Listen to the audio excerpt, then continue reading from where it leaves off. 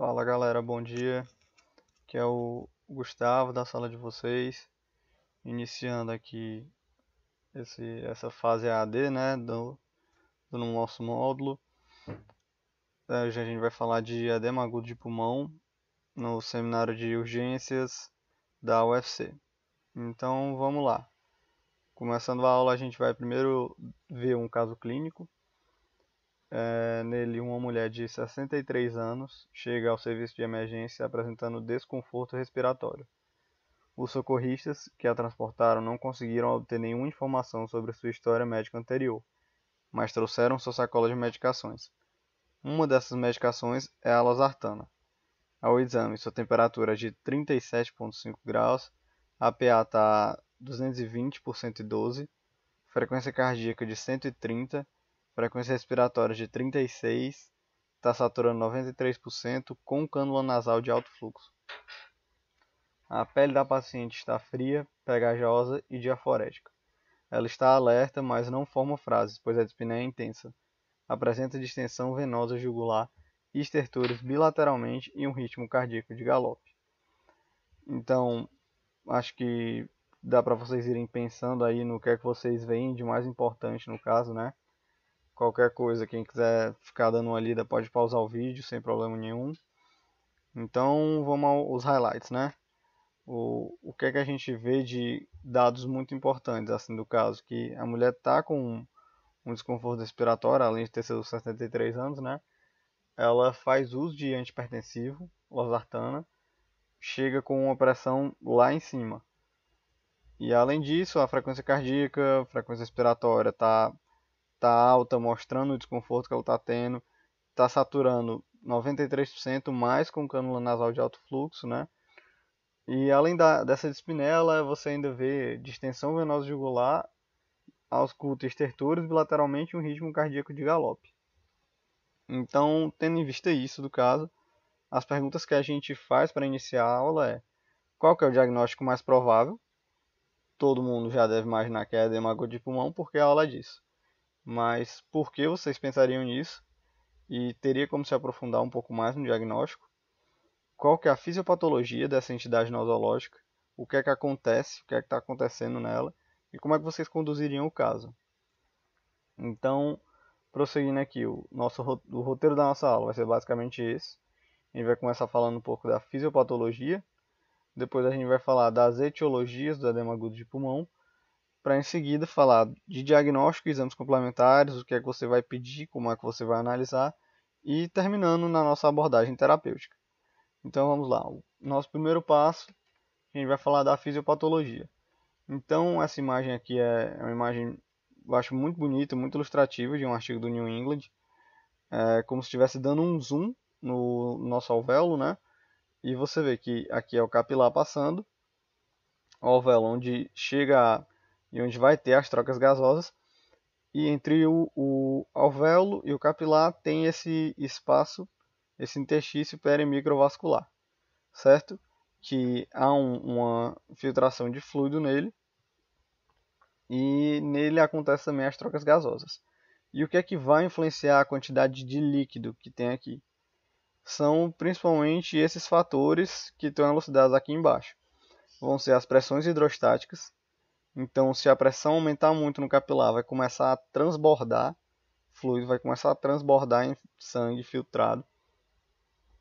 Vai ser a permeabilidade capilar, que se a permeabilidade estiver afetada, vai extravasar líquido para todos os lados, né?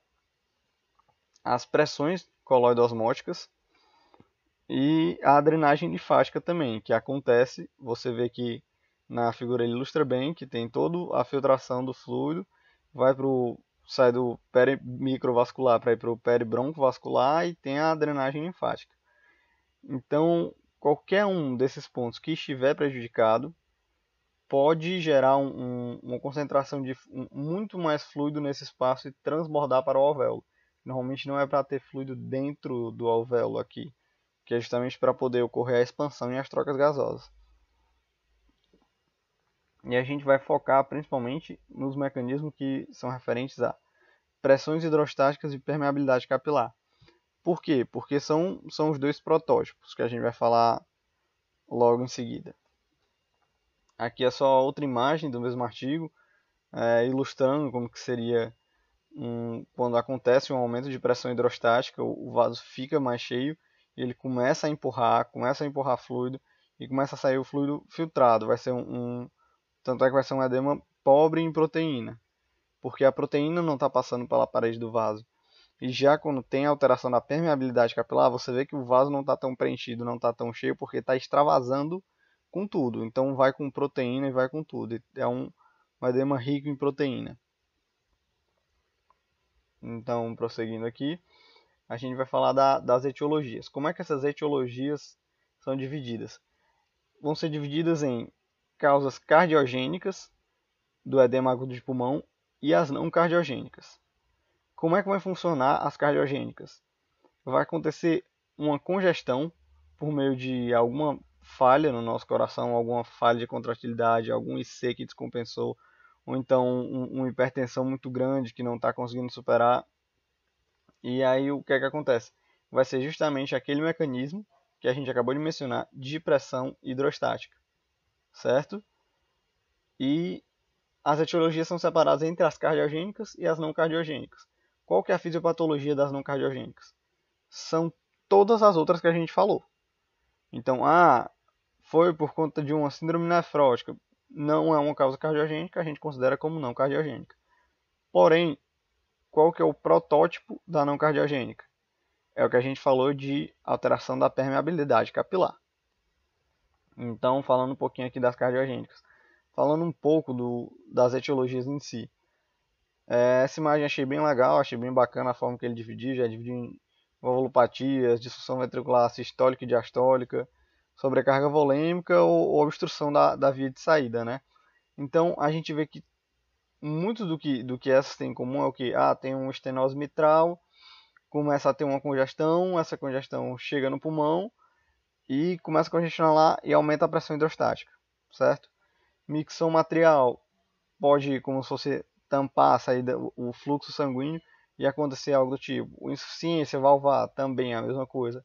Cardiomiopatia isquêmica, que o coração não vai começar a ter uma contratilidade tão boa e começa a congestionar. Então, você vê que tudo vai ser nesse sentido quando a gente fala das etiologias cardíacas. A hipertensiva também, eu vou estar com uma dificuldade do sangue sair, então ele vai começar a congestionar. Então as etiologias cardiogênicas do edema agudo de pulmão vão seguir sempre mais ou menos essa mesma linha de raciocínio. E aí alguns exemplos de etiologias não cardíacas, como eu falei, o principal é de permeabilidade capilar alterada, mas também tem outras, né? Então, lembrar sempre de infecção pulmonar aguda, sepse, pneumonia, uma aspiração pode gerar uma reação inflamatória local, certo? Então são coisas que vão alterar a permeabilidade. Sempre pensem nesse sentido. E outras coisas que não sejam por alteração de permeabilidade. Tudo que você pensar de síndrome nefrótica, aquelas síndromes que a gente viu na nefro, tudinho, que cursam com síndrome nefrótica, com hipoalbuminemia, pode gerar, certo? Procedimentos cirúrgicos, ou às vezes até trauma, que podem prejudicar o sistema de drenagem linfática, apesar de ser um edema que vai ocorrer de forma bem mais lenta, pode acontecer também, certo? Aqui só dando destaque à síndrome do desconforto respiratório, a gente vai falar um pouco mais na frente na aula, lá para o final, que não é como se ela fosse uma etiologia separada, é como se tivesse uma sobreposição. Em alguns artigos eles podem considerar até a mesma coisa, o edema não cardiogênico e a síndrome do desconforto respiratório agudo. Apesar de ter suas diferenças, tem uma sobreposição de muitos casos, certo? Então, agora que a gente falou das etiologias, eu falei assim de uma forma geral, mas ficam os exemplos aqui para quem quiser ler cada um, porque não faz tanto sentido só ficar lendo o que tem cada um, mas deixei vários para darem uma olhada. Falando de diagnóstico e exames complementares. O diagnóstico do edema agudo de pulmão vai ser eminentemente clínico. Ou seja, chegou um paciente, está com dispneia, está com taquipneia, você ausculta o pulmão dele, está com uma crepitação bilateral difusa, até que se prove o contrário, isso é um edema agudo de pulmão, certo? Então, ver que tá com edema agudo de pulmão não vai ser tão complicado, não vai ter tanto mistério. E a sua história clínica, o que você está procurando, já vai ser para diferenciar se vai ser uma causa cardiogênica ou não cardiogênica, certo? Então, quando a gente vai pesquisar nos fatores que favorecem que seja uma história clínica de um cardiogênico, você vai ver o quê? Falando já, misturando anamnese com exame físico, né? Ritmo de galope com ausculto de B3 já é algo bem específico da cardiogênica, certo? Tem um valor preditivo maior que 95%, 97%, uma coisa do tipo. É bem específico, mas não é tão sensível. Turgência jugular pode estar presente, assim como edema periférico, uma hepatomegalia, né? Aqueles sinais de congestão. Um paciente que já tem uma história de ortopneia, de dispneia paroxística noturno, ou seja, já vai dando assim, opa, será que esse paciente já não tinha um IC, que ele já não sentiu esse desconforto, algo do tipo, e agora se compensou de vez?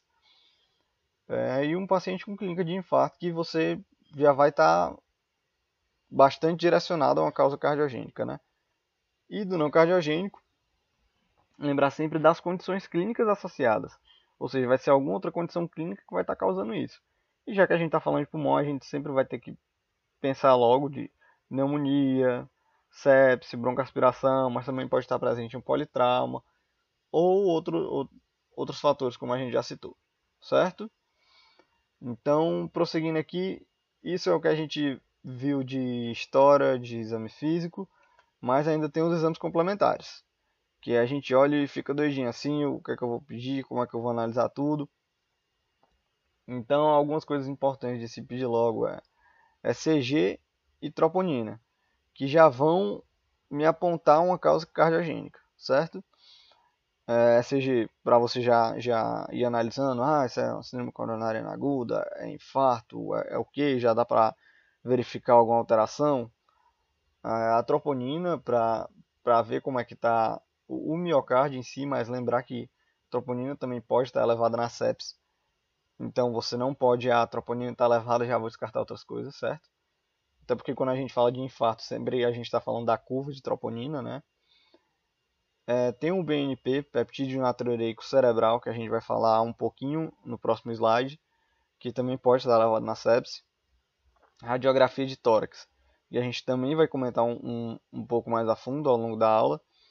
E eco transtorácico e cateterismo de artéria pulmonar, que eu vou comentar mais só aqui mesmo, para não ficar tão específico, mas saber que eles existem, qual é que vai ser a função deles.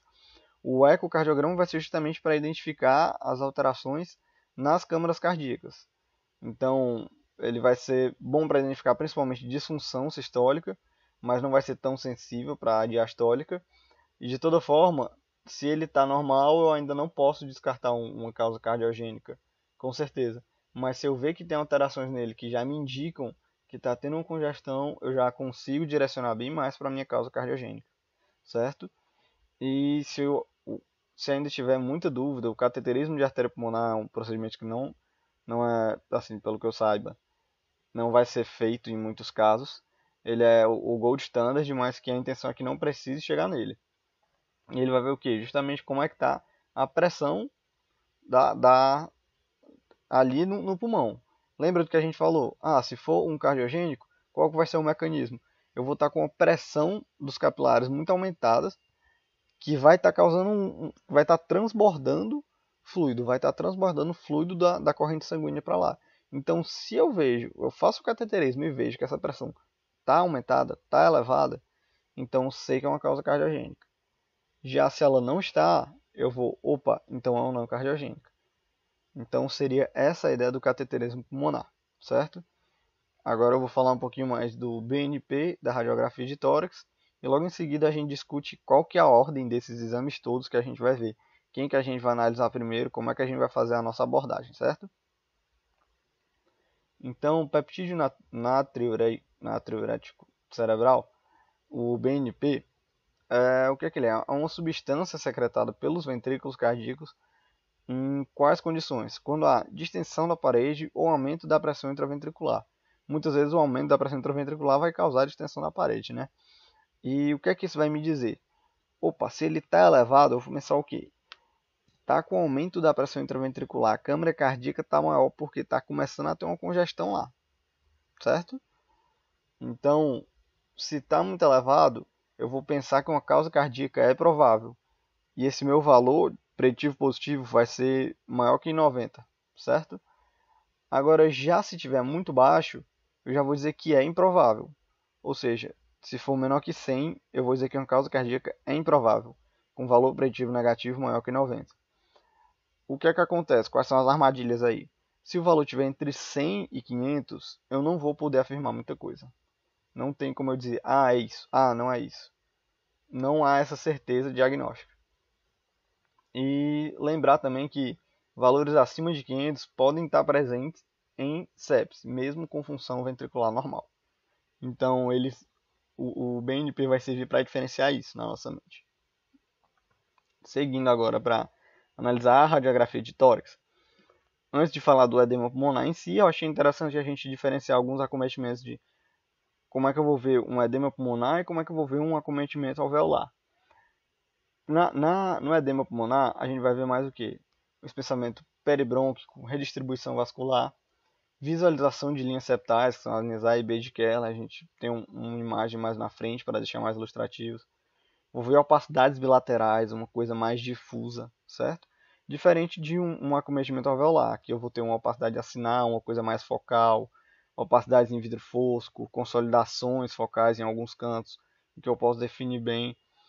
Então, seria basicamente essa ideia. A gente vai ver algumas imagens mais de edema pulmonar mesmo, para não desfocar muito da aula. Então, vamos lá. Aqui é só dando alguns exemplos, né? Deixa eu ver se tem um mouse aqui. Pronto, aqui é como seria um aspecto normal e bem aqui vocês veem que fica essas marcas. Essas seriam as linhas septais, né? As linhas B de Kerley, que tá como se fosse um pouquinho desenhado aqui, se quiserem comparar as duas imagens, certo? E aí, opa, é, pronto, bem aqui seria a distribuição vascular, né? Como a gente falou, e isso daqui seria, no caso, vou até voltar o outro slide. A gente está vendo uma opacidade acinar versus uma redistribuição vascular. Então você vê que nessa imagem é como se tivesse um acometimento misto aqui. A redistribuição vascular você vê que fica um pouco mais bagunçado. Vocês vão ver a diferença do espessamento peribrônquico, que é uma coisa que você vê mais em um só local, certo? Então, prosseguindo, depois que eu diferenciei o que é o edema do que é o acometimento acinado, o que é o acometimento alveolar, a gente vai querer discutir qual é a diferença do edema cardiogênico para o não cardiogênico na radiografia, certo? Então, aqui é uma tabela também de um artigo que traz essa comparação. De toda forma, tem todas as informações aqui para quem quiser dar uma pausa e ver com calma, ver melhor. Mas as que eu acho que são mais importantes, assim, que você sempre vai lembrar, mais fácil de ver, o que talvez seja mais fácil aos olhos do generalista são essas que eu grifei. Olhar sempre o tamanho do coração, o coração tá cheio, tá com aumento de tamanho, você vai pensar o quê? Tá numa congestão, então vou pensar em uma causa cardíaca. Se ele tiver normal, ainda não posso descartar, pode ou não ser uma causa cardíaca, certo? A distribuição do edema é importante. Se você vê um edema mais central, você vai pensar numa causa cardiogênica. Mas se você vê ele mais irregular e periférico, você vai pensar na causa não cardiogênica, certo? Se for de uma forma mais difusa ainda. Tem o espessamento do peribrônquio, né? As linhas septais, que também vão favorecer o cardiogênico, e o broncograma aéreo, que vai favorecer mais o não cardiogênico, certo? Lembrar sempre de pneumonia, condições infecciosas do pulmão, né? Então, aqui são duas imagens comparando, né, o cardiogênico do não cardiogênico. O não cardiogênico aqui é mostrando o broncograma aéreo, a gente está acostumado de ver, né? Você vê que é como se fica de uma forma mais radiopaca, você vê o caminho do Bronco, né? Em relação ao resto que está tendo as consolidações. Aqui o espessamento peribronco, ó, você vê que tem a diferença que é como se fosse um só, diferente da distribuição vascular, que ficam vários assim, que fica mais difícil de notar. Então você vê o espessamento, e aqui no artigo dizia que era visualizado as linhas septais de Kerley, que eu não achei, eu realmente não consegui perceber, tanto é que eu coloquei essa outra imagem para vocês compararem, né? Então é isso aí o que a gente tinha para falar de radiografia. E depois que a gente falou de todos esses exames, o que é que a gente vai pensar? Pô, e agora qual vai ser a ordem que eu vou analisar tudo isso? Então tinha esse fluxograma também, que estava bem descrito, que era o quê? Qual vai ser a minha sequência? Primeiro eu vi que o paciente tem um edema agudo de pulmão. Então o que é que eu vou fazer? Vou partir para história, exame físico e os exames rotineiros de laboratório, certo? Então é aquilo que a gente falou, opa, vai olhar se está com uma clínica de infarto, vai olhar se toma medicação para hipertensão. Não sei se vocês se lembram do nosso caso ainda, era uma senhora que estava com um ritmo de galope, ou seja, já favorece uma causa cardiogênica, estava com turgência jugular, não conseguiu extrair muita história porque ela estava com a dispneia muito intensa, porém ela fazia o uso de antihipertensivo, fazia uso de losartana e estava com a pressão lá em cima. Então você vai pensar no quê? Numa causa cardiogênica por conta de uma emergência hipertensiva, né? Então, além disso, você já pode pedir BNP, pode pedir troponina, certo? E aí, com isso, você já tendo uma boa hipótese, você já pode começar o tratamento, até porque, de uma forma geral, vocês vão ver que tem muita coisa em comum nos dois. E solicitar logo a radiografia de tórax, certo? Solicitando a radiografia, a gente vai ver o que a gente acabou de mencionar, né? Aqui a silhueta, o formato cardíaco, como que é o infiltrado, se é periférico, se é central, tem ausência ou presença daquelas linhas B, né? Aquelas linhas septais. E aí você vai pensar o quê? Opa, agora eu tenho certeza do meu diagnóstico, não preciso fazer mais nada. Para por aqui. Se ainda está incerto, se ainda tem muita dúvida diagnóstica, você pode partir para o eco transtorácico, que é o que a gente tinha falado. Ele vai analisar as câmaras cardíacas. Ou ele vai ver anormal, vai ver as coisas aumentadas, vai ver uma congestão e já vai falar a favor do cardíaco, ou vai estar normal e você não vai poder concluir muita coisa, certo? Se mesmo assim, pode ser que a sua intenção fosse só descartar o cardíaco. E só se tiver normal você, opa, então vou considerar como não cardíaco mesmo. Ou então, o que você queria era confirmar o cardíaco e viu que estava lá normal e você confirmou. Então, ok, para por aqui e segue o jogo. Agora, se ainda tiver muita dúvida diagnóstica e se for possível, se tiver disponível no hospital que você está, fazer o cateterismo de artéria pulmonar. Foi o que a gente disse, é como se fosse o padrão ouro disso, mas que é um procedimento invasivo, corre todo o risco de um procedimento invasivo e não vai ser em todo canto que vai estar disponível, né? Aí seria justamente para ver a oclusão de artéria pulmonar, a pressão de oclusão, né? Se seria maior que 18, ia falar a favor do cardiogênico, já se fosse menor ou igual a 18, ia falar do não cardiogênico. Então seria basicamente isso, para distinguir cardiogênico ou não cardiogênico. E aí a gente vai para a abordagem terapêutica. O paciente chegou já a lembrar de fazer monitoração eletrocardiográfica, verificando saturação de O2, quanto é que esse paciente está saturando, fazer medidas repetidas da pressão. Opa, será que o paciente está com pico hipertensivo? Será que ele está tendo um choque cardiogênico? Então é importante fazer isso. E monitoramento de diurese também. E aí, como é que a gente vai iniciar a terapia dele? Para todos aí que são alunos da turma B4, conhecem essa frase, né, que o nosso professor de terapia intensiva fala, que é Mona saúde a todos. Para vocês lembrarem dessa pessoa aqui, quando forem lembrar do tratamento. E o que é esse saúde a todos? Aqui, tanto para o cardiogênico quanto para o não cardiogênico, você já pode começar com esse daqui. É fazer o quê? Fazer morfina, fazer oxigênio, porque o paciente está com a dispneia, ele está como se ele tivesse afogado. Fazer nitroglicerina ou nitroprussiato. Preferencialmente se usa mais a nitroglicerina, O nitroprusiato vai estar indicado mais em caso de crise hipertensiva, ou seja, no nosso caso seria o ideal, porque ele vai ter uma vasodilatação arterial mais importante do que a nitroglicerina, certo? E o A é alça, para lembrar dos diuréticos de alça, a furosemida. Ou seja, o paciente está com o pulmão encharcado, você quer secar esse pulmão. Vou jogar furosemida nele.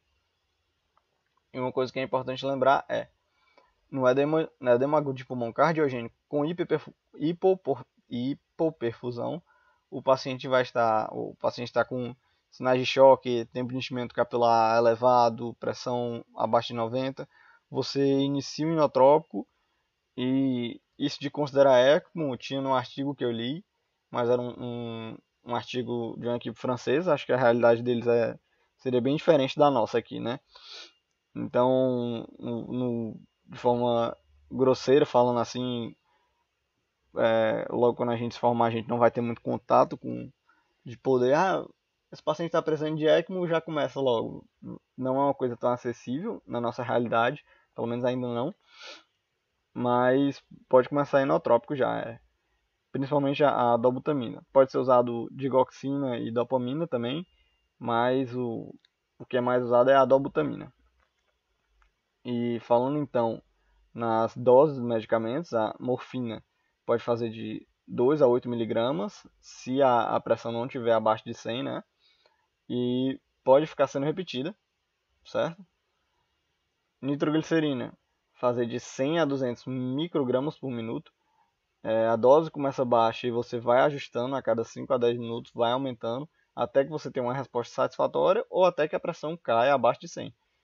Ficou abaixo de 100, opa, já vou diminuindo, tirando o pé do acelerador. O nitroprusiato, 0,1 a 5 microgramas por quilo por minuto. Mesma forma, somente se a pressão for maior que 100. E lembrar que foi o que a gente mencionou. Como ele tem um impacto maior na pressão arterial, ele vai ser utilizado mais para quem está com um pico hipertensivo. A furosemida, de meio a 1 mg por quilo, ela é usada em bolos, podem ser repetida após 20 minutos. Normalmente vai começar a sentir efeito após 30 minutos do uso da medicação, com um pico de ação em 2 horas. E a dobutamina de 2 a 20 microgramas por quilo por minuto. Todas as medicações endovenosa mesmo. E aqui uma coisa que é importante a gente falar. A gente já viu, lembrar, o edema é cardiogênico, então ficar de olho, começar a ter sinal de hipoperfusão, dobutamina. Então já é uma coisa importante de se diferenciar do cardiogênico para o não cardiogênico.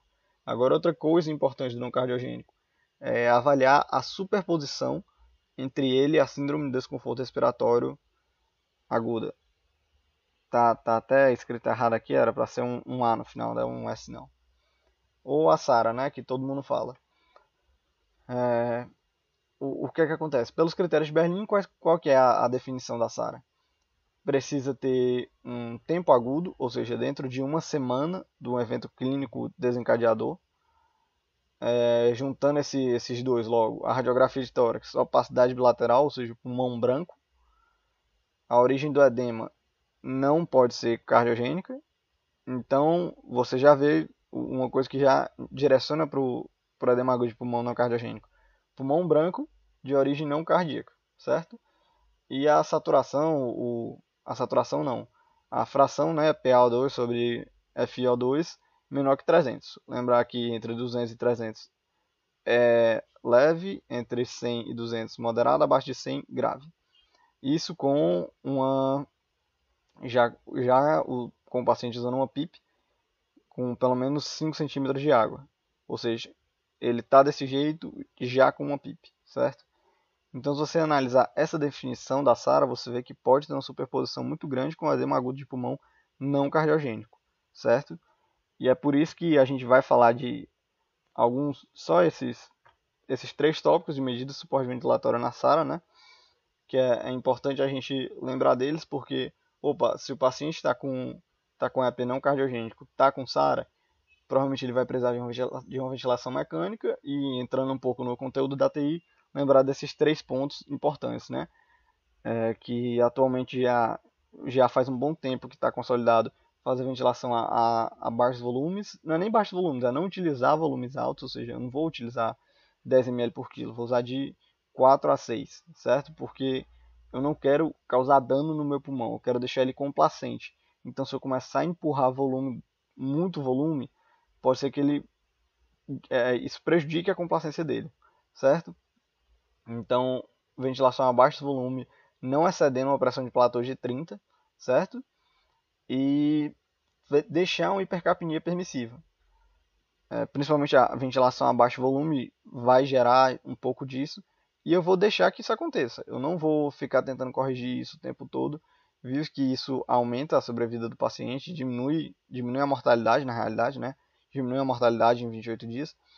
Essa hipercapnia permissiva você pode deixar o pH até 7,2, em casos selecionados até 7,15.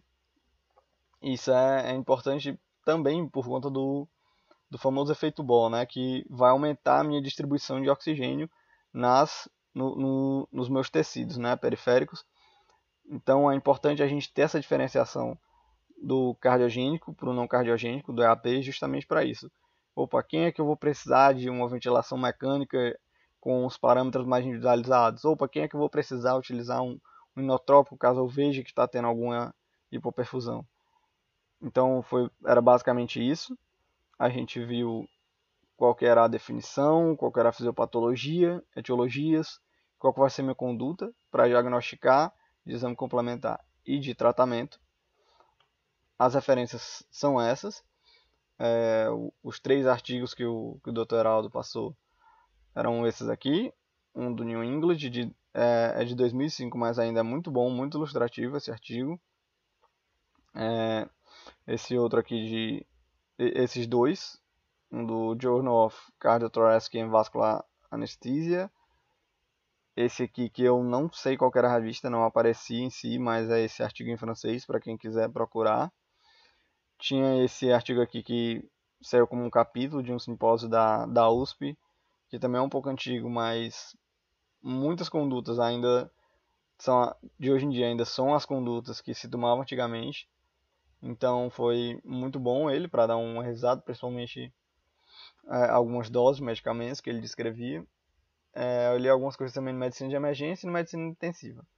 Medicina intensiva aqui está na segunda edição, mas hoje em dia está na quarta, mas é porque a segunda é que a gente tem acesso, né? Então, era basicamente isso. Agradeço a todos por ter assistido a aula, espero que tenham aproveitado.